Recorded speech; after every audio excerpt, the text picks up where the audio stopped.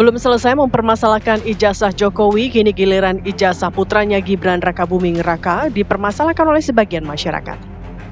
Terkait hal itu, Jokowi siap mengikuti proses hukum dan siap melayani semua. Jokowi menduga ada sosok orang besar di balik isu tersebut. Ia menyebut polemik yang bergulir hingga bertahun-tahun tak mungkin bertahan tanpa adanya dukungan yang kuat.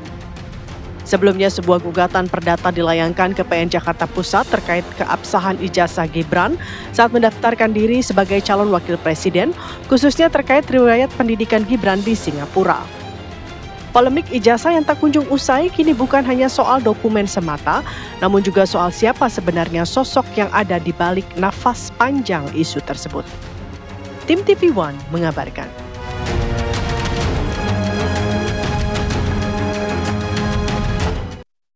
Lihat ijazah yang selalu dipermasalahkan ini, apakah juga masih ada orang besar yang ingin ada orang besar masih ada kaitannya sama ya ini kan tidak hanya sehari 2 hari, sudah 4 tahun yang lalu sudah ada itu. Kalau yang nafasnya panjang itu nggak ada yang membackup kan nggak mungkin. Gampang-gampangan aja. Inilah yang saya suka kalau olahraga futsal, Andi Kumala. Kalau satu pemain sudah bertanding, ditarik keluar menepi, ini bisa masuk lagi ke arena pertandingan. Wah, luar biasa memang kalau analoginya Philip ya. Betul sekali. Ibaratnya kalau kata pemain ini main panjang. Begitu, seperti yang Pak Jokowi bilang. Ada sosok besar, indikasinya apa sih, Andi Kumala? Kenapa ya ada sosok besar ini baru terungkap atau baru diungkapkan oleh Pak Jokowi sekarang? Kita akan bahas, sudah ada narasumber-narasumber kita yang mewakili semuanya di studio. Ada Bang Ade Darmawan, aktivis pendukung Jokowi. Selamat pagi Bang Ade. Selamat pagi Bang Philip dan Mbak Gumala. Oke, kemudian ada Bang Ahmad Kosinudin, kuasa hukum Roy Suryo CS ya. Bang Ahmad, selamat pagi Bang Ahmad. Pagi, sehat, alhamdulillah. Dan untuk menetralkan semuanya, ada Mas Agung Baskoro, analis politik. Selamat pagi Mas Agung. Jangan nambah panas nanti. Langsung kita ke Bang Ade. Bang Ade, apa maksud Pak Jokowi kemudian akhirnya mengungkap bahwa dia menganggap ada sosok besar di belakang ini sehingga kasus ini bisa panjang umurnya nih? Kan tadi napas panjang. Napas panjang. Napas panjang. Bahwa kemudian, jadi gini kalau saya memperhatikan, di zaman dulu, waktu kami sering turun ke jalan, itu biasanya sesuatu persoalan, misalkan nih, ada persoalan yang akan kita lakukan demonstrasi atau protes terhadap pemerintah. Itu biasanya kita bicarakan di kampus. Nah, setelah berbagai penyaringan, apakah memang ini menyentuh dari kebijakan-kebijakan ini tidak pro terhadap rakyat, kemudian kita olah, kemudian kita rapatkan, lalu kita turun ke jalan, terus kita bagi dong mobilisasi itu. Seperti apa sih? Nah ini kemahasiswaan saja seperti itu. Ada mobilisasi yang kita lakukan, ya kan? Nah kalau berbicara personal Bapak Insinyur Joko Widodo dan Mas Gibran, tentunya ada mobilisasi juga kan? Bahwa kemudian logika tanpa logistik itu selalu ada seperti itu. Tetapi kita nggak tahu nih, siapa sih sebenarnya? Logika tanpa logistik yang maksudnya apa Bang? Ya maksudnya begini, ketika kita demonstrasi pun itu kan perlu mobil sound, perlu spanduk. Kalau di zaman kita di kampus itu pasti urunan tuh, ya dah. Nah, tetapi teman-teman aktivis tentunya sudah tahu kalau mobilisasi itu seperti apa. Tentu ada biaya-biaya yang harus kita keluarkan. Kemudian ini terjadi napas panjang kata beliau. Tentu Pak Jokowi juga tidak mungkin merasa sesuatu itu ada sesuatu itu ketika kalau dia tidak merasakan sendiri.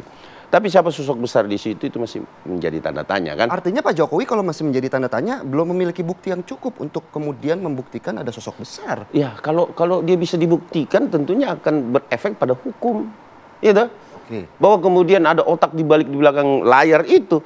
Nah itu kan tentunya pelaporan yang terjadi pada beliau lakukan ya. Pelaporan yang beliau lakukan tentu akan dikaitkan itu. Artinya akan diusut. Mengatakan bahwa ada orang atau pihak yang membiayai klien dari Bang Ahmad Kosinudin ini untuk melakukan gugatan, begitu Bang? Apakah mobilisasi, jadi dalam artian tentunya mobilisasi yang dilakukan terhadap pihak-pihak yang melakukan demonstrasi. Dan kita bicara demonstrasinya dulu nih. Kan mobilisasi itu sering turun, kemudian lain-lain sebagainya, kan nggak mungkin nggak makan kan. Masa aqua doang kan gitu. Nah, itu yang beda, Bang. Ini antara demonstrasi dengan gugatan yang di ini kan harus dibedakan. Nah, yang bisa jawab itu Roy Suryo CS tuh. Oke, langsung dijawab. Mana Bang Ahmad tanggapannya? Ya, sebenarnya saya kira itu kan asumsi yang sifatnya ilusi begitu. Tidak ada faktanya. Sebagai sebuah ungkapan yang berlandas pada pengalaman Bung Ade ya, mungkin bisa dibenarkan. Tapi kita tidak bisa menilai orang lain dengan egosentris kita. Kalau kita melakukan ini, maka orang lain juga melakukan hal yang sama. Dan saya ingin tegaskan bahwa tuduhan saudara Joko Widodo ini kan sebenarnya repetisi. Karena di Juli 2025 yang lalu, saudara Joko Widodo juga sudah pernah mengungkap ada orang besar. Dan saat itu kami tantang, kami challenge, sebut saja namanya siapa. Apa SBY, apa Aguan, apa Antoni Salim. Dan sampai hari ini tidak ada jawaban terhadap orang besar. Pernah ya sempat kemudian meruncing ke arah Partai Demokrat.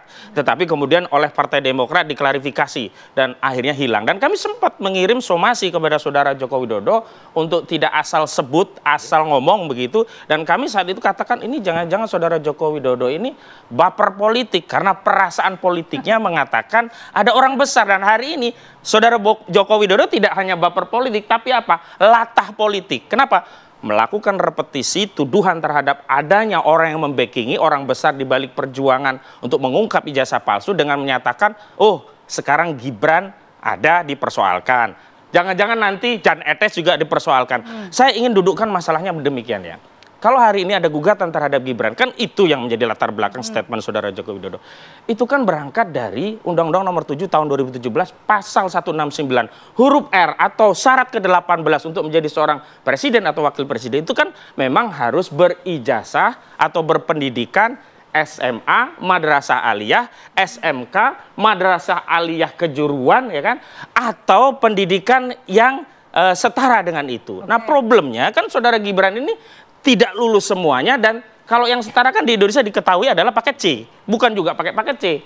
Yang digunakan adalah konon dari luar negeri. Itu yang kemudian dipersoalkan, apakah itu dianggap memenuhi syarat sehingga apa? Saudara Gibran itu bisa menjadi seorang wakil presiden. Dan ini kaitannya juga adalah fungsi parlemen. Saya sekali lagi ya katakan fungsi parlemen tidak berfungsi karena kaitannya begini, di pasal 7A Undang-Undang Dasar kita itu sudah mengatur bahwa presiden dan atau wakil presiden dalam masa jabatannya dapat diberhentikan oleh Majelis Permusyawaratan Rakyat atas usulan Dewan Perwakilan Rakyat apabila terbukti melakukan pelanggaran hukum, perbuatan tercela atau tidak memenuhi syarat. Perbuatan melawan hukum atau melanggar hukum diantaranya adalah pengkhianatan terhadap negara, ya kan, melakukan korupsi, penyuapan atau kejahatan berat lainnya. Tetapi nah, Pak Ahmad sedikit berkaitan dengan ijazah tadi.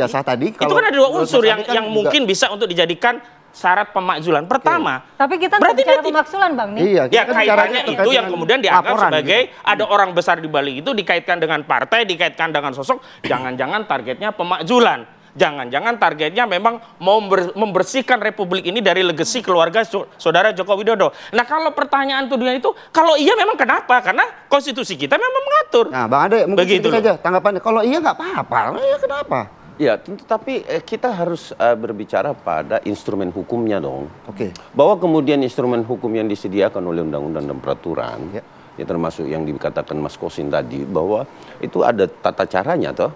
Bahwa apa yang dilanggar, kemudian bagaimana tidak patutnya. Terus saya pengen klarifikasi yang terkait ijazah Mas Gibran ya. Dalam aspek undang-undang yang dikatakan bahwa kesetaraan itu tidak termasuk ijazah luar negeri. Nah, kalau kita lihat dari Permendikbudristek nomor 50 tahun 2024, jelas di situ dia fokus berbicara pada bagaimana kesetaraan itu, ya kan? Bagaimana ijazah itu disetarakan. Karena gini, kalau peraturan menteri itu adalah aturan pelaksanaan dari satu undang-undang. Sehingga saya anggap bahwa apa yang dilakukan teman-teman untuk menggugat itu zong. Kenapa? Karena sudah diatur dalam peraturan menterinya.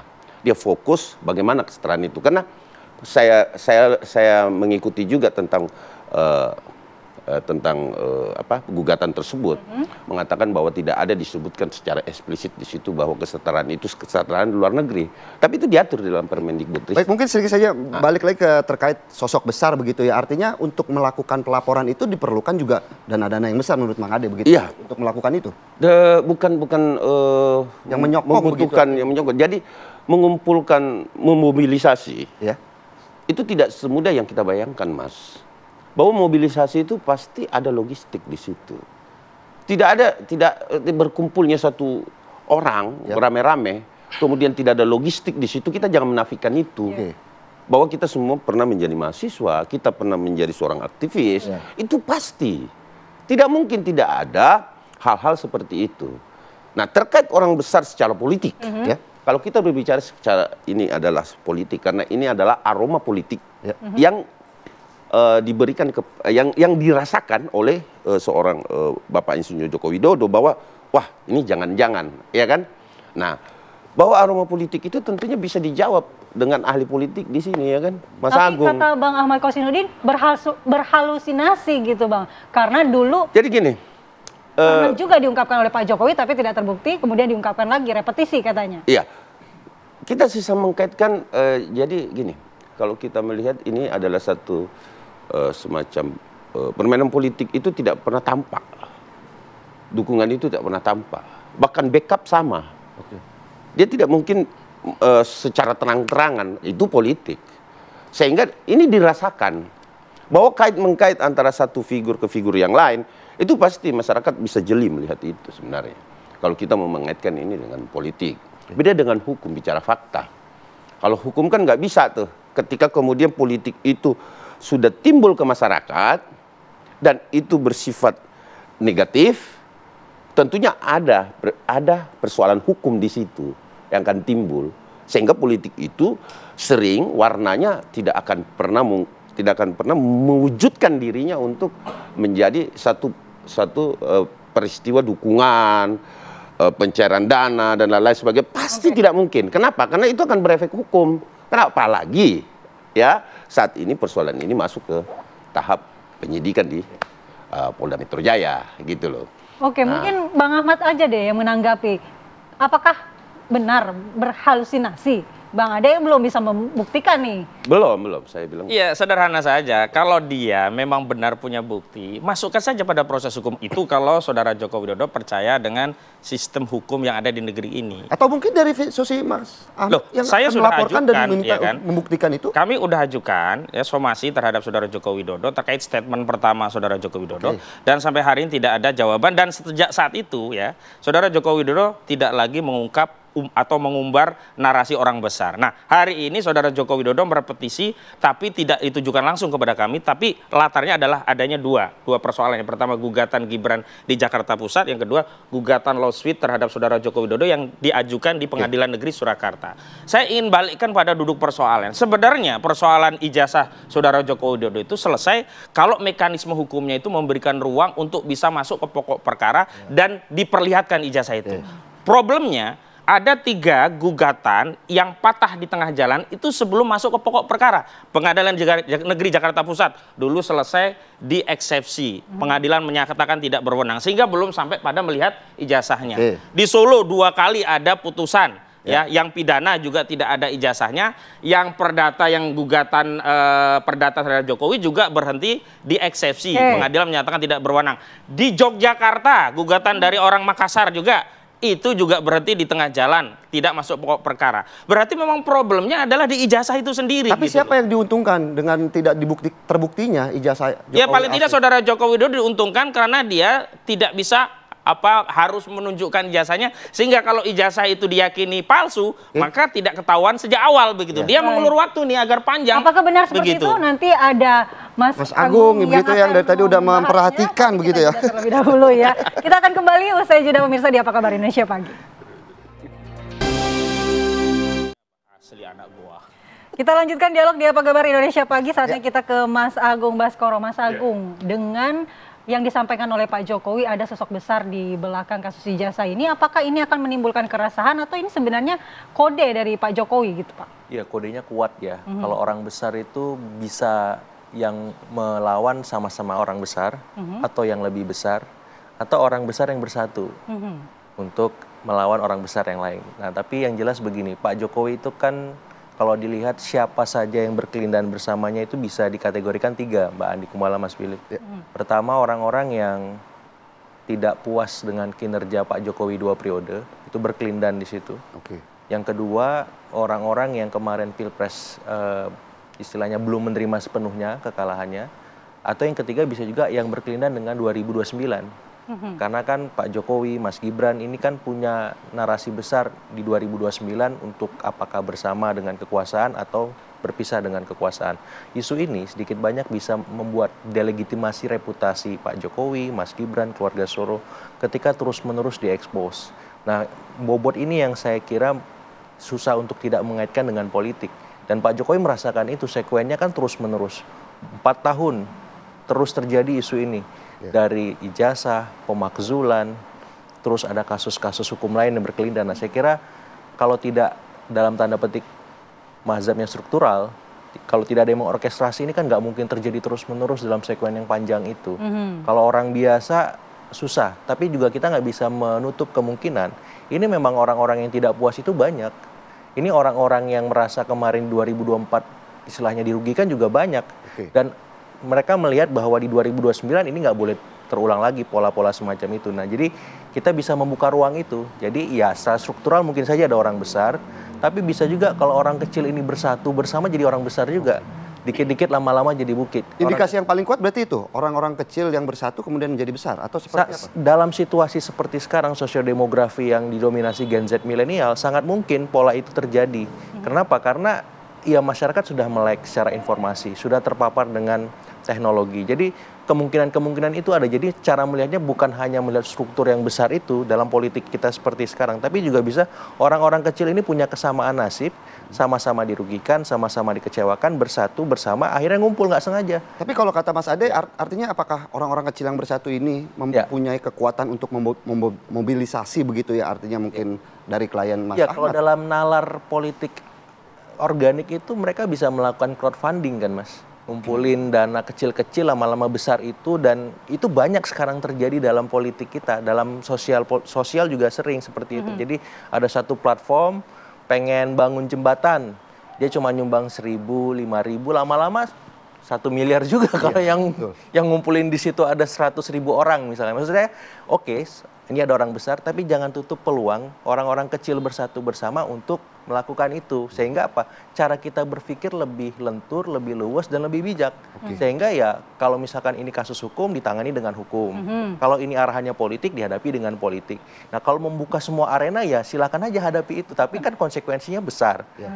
Energinya, waktunya, budgetnya, dan seterusnya. Dan saya kira itu kembali ke Pak Jokowi dan keluarga seperti itu. Tapi Mas Agung, terkadang tuh kasus hukum yang kental dengan aroma politik lebih besar dampaknya daripada kasus itu sendiri. Kira-kira dampak apa sih yang diharapkan? Ya, kalau saya melihat ini kan tujuan antara sebenarnya. Tujuan strategisnya pertama ya tadi ada mendelegitimasi keluarga Solo. Ya suka atau tidak, Jokowi efek itu kan masih berefek. Kalau terus-menerus diserang, ini efek endorse-nya di 2029 akan melemah. Satu. Yang kedua, ya suka atau tidak, kalau Mas Gibran yang nggak terlalu seksi secara elektoral, akan sangat susah bagi Pak Prabowo untuk mengajak lagi Mas Gibran ataupun keluarga Solo untuk terlibat di 2029. Apalagi secara historik belum pernah ada wapres 2 kali diajak oleh presiden yang sama untuk maju dalam politik kita. Nah, itu kan tantangan besar buat Mas Gibran dan Pak Jokowi keluarga, gimana caranya supaya Mas Gibran ini menarik dan dilibatkan lagi di 2029. Nah, yang ketiga yang memisahkan ya keluarga Solo dengan keluarga Hambalang, karena itu ujungnya supaya apa? Supaya ya tadi arahan untuk membuat delegitimasi Pak Jokowi, Mas Gibran, dan keluarga Solo itu bisa tercipta. Karena kalau terlalu dekat dengan Hambalang, poros-poros yang lain akan dirugikan. Ya apakah Cikeas, Tuku Umar, Ciganjur, Cendana, dan Lebak Bulus, dan seterusnya seperti itu. Oke, mungkin Mas Bang Ade bisa tanggapi nih. Jadi kalau saya melihat Bang Agung tadi menanggapi bahwa kemudian ini adalah political will ya, artinya ada sesuatu politik yang kemudian ini menggoreng dari 4 tahun yang lalu hingga saat ini. saya rasa kalau kita berpikir bahwa ini bagi misalkan kalau saja ada yang membackup nih, ya kan? Ya saya cuma memberikan pesan politik saja bahwa jangan masuk ke ranah hukum, tetapi kalau Anda pengen berkontestasi di 2009 nanti, ya dah, marilah kita berkontestasi secara sehat. Bahwa kemudian mengungkap sesuatu yang tidak pasti seperti jasa palsu, kalau menurut Profesor Jimli, bahwa itu norak, udah nggak zaman gitu loh.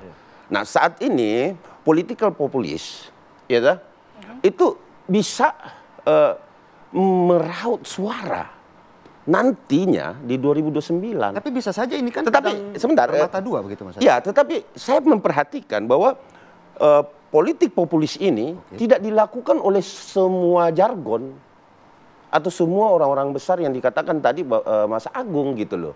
Jargon ini justru saya memperhatikan agak alergi untuk politik populis. Nah ini yang saya sayangkan gitu loh. Kalau memang kita mau melihat rakyat kita, karena apa yang dilakukan Pak Insinyur Joko Widodo dari dia mulai kontestasi, bahwa sentuhan langsung kepada rakyat, ya itu dirasakan betul dari 58% tadi.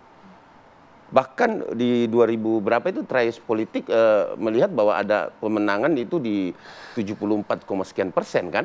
Nah inilah yang saya katakan, marilah kita berpolitik kalau ini memang mau dilakukan secara politik, tetapi tidak justru menjatuhkan untuk mengganjal calon-calon lain, karena kami tahu bahwa memang Mas Gibran saat ini adalah representasi dari kaum Gen Z, gitu loh.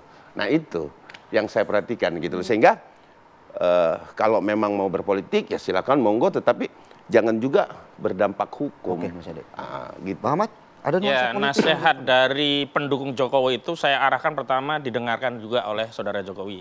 Karena kalau statement hukum nanti tidak benar, bisa berdampak gitu loh. Kalau saya lihat memang ini statementnya memang politik murni, karena dia sebut ada orang besar atau ada backingan, itu bukan statement hukum.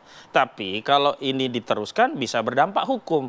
Karena itu saran saya kepada saudara Jokowi, fokus saja menghadapi laporannya yang sudah ada di Polda Metro Jaya. Itu satu. Yang kedua, sama luruskan Mas Agung. Jadi memang kita tidak bisa ya egosentris menilai orang lain seperti asumsi kita. Misalnya masalah sumbangan dan sebagainya. Saya ingin tegaskan sejak awal kami menangani Roy Suryo itu bahkan secara tegas melarang mengedarkan rekening donasi. Karena apa? Kita tidak mau ada fitnah.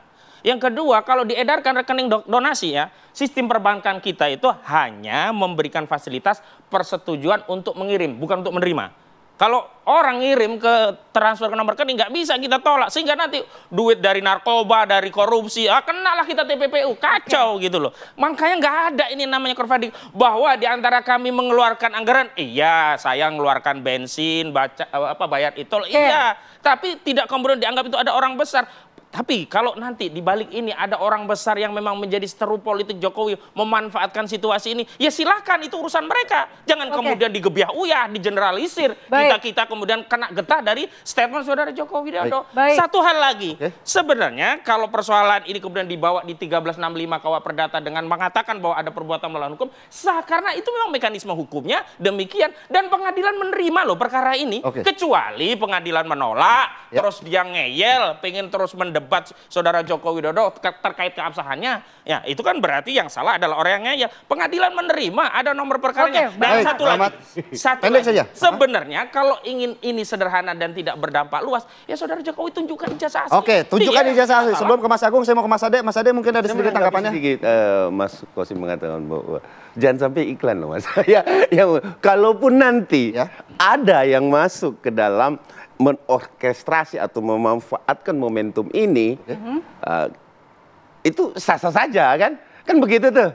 Nah, ini jangan sampai menjadi iklan juga. Bukan sah-sah saja. Maksud saya itu urusan yang lain, jangan digeneralisir loh. Kita sedang berjuang kuat-kuatan melawan masalah ini, kok digeneralisasi ada backingan. Kan kita jadi kok sedih sekali, kita sebagai bagian anak bangsa ingin membersihkan legasi negeri ini dari tuduhan pernah dipimpin oleh seorang presiden yang berijazah palsu 10 tahun, kok tiba-tiba dianggap menjalankan agenda orang besar. Kan sakit kita. Mas Agung, apakah otomatis itu terbantahkan kalau pernyataan Mas Ahmad seperti itu? Gini, ketika kita membahas isu pemakzulan dan ijazah, kita lupa bahwa Jokowi ini punya jasa 2 periode.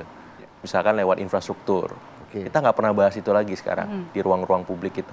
Top of mind publik sekarang ketika ngomong Pak Jokowi, warga Solo, itu ijazah atau pemakzulan. Nah, infrastruktur kan lumayan masif ya. Kemudian yang kedua, misalkan beliau punya legacy, ya beliau suka turun ke bawah. Itu kan jadi trademark bagi semua politisi. Bahwa belusukan itu gaya berpolitik untuk merangkul suara di grassroots. Nah, saya kira itu positif juga. Yang ketiga, beliau juga bisa dilihat sebagai salah satu pemimpin yang dari level bawah bisa meretas jalan, walaupun di ujung ketika Mas Gibran maju ada problem etik di sana.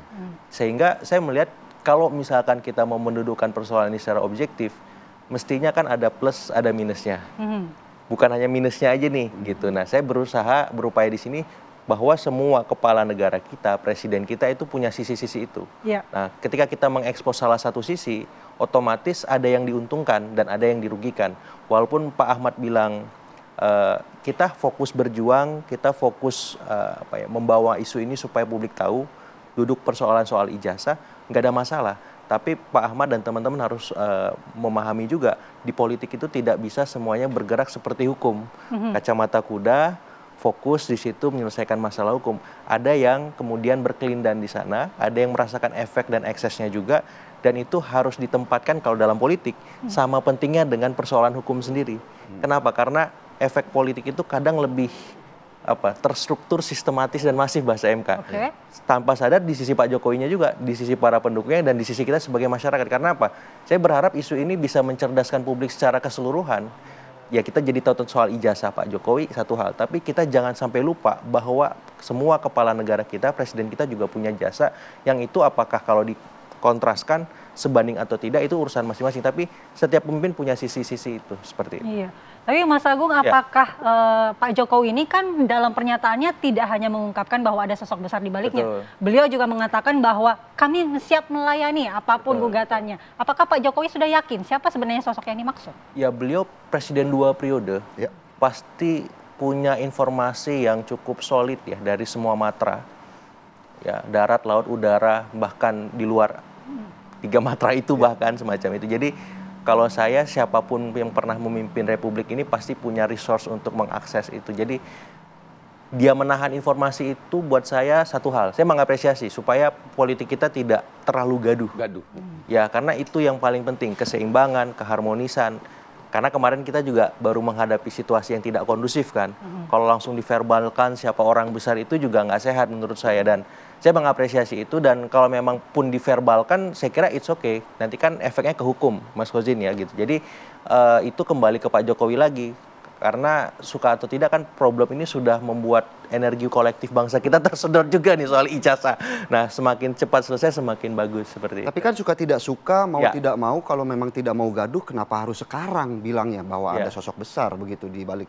Iya, supaya tadi Mas Felix, membuat publik itu objektif bahwa ini bukan semata kasus hukum. Ini ada kelindannya dengan politik dan sangat kuat aroma itu karena sekuennya panjang kan. Nah, efeknya juga sudah mulai dirasakan oleh Pak Jokowi. Orang lupa tadi legasi beliau, yang orang ingat minusnya saja. Pun dengan Mas Gibran demikian, isu ini menggelinding dengan isu lain soal misalkan pemakzulan, kasus-kasus hukum yang lain semacam itu. Dan ini kalau dibiarkan, tidak ditreatment khusus oleh Pak Jokowi dan keluarga, efeknya akan panjang, bukan hanya di 2029 tapi setelah itu. Baik, terima kasih Mas Agung. Terima kasih Mas Agung. Waktu kita sudah habis. Mas Ahmad. Bang Ade, Mas Ahmad. Ya. Terima kasih juga sudah datang di Apa Kabar Indonesia Pagi. Kita harapkan ya, politik gaduh tidak usah ya. Udah, jangan. Gaduh-gaduh udah stop. Jangan lagi kemudian ini ditarik-tarikan kepada politik. Tapi walaupun suka tidak suka, mau tidak mau, katanya kalau kata Mas Agung, politik sama hukum harus berjalan berbarengan begitu. Kita serahkan ke pengadilan lah pokoknya intinya pada kasus ijazah dan rakyat Jokowi. biar menilai semua. Dan rakyat. Baik, terima kasih untuk seluruh narasumber yang hadir pada pagi hari ini. Dan pemirsa Apa Kabar Indonesia Pagi masih akan kembali di segmen selanjutnya. Kami masih memiliki sejumlah informasi menarik lainnya untuk Anda.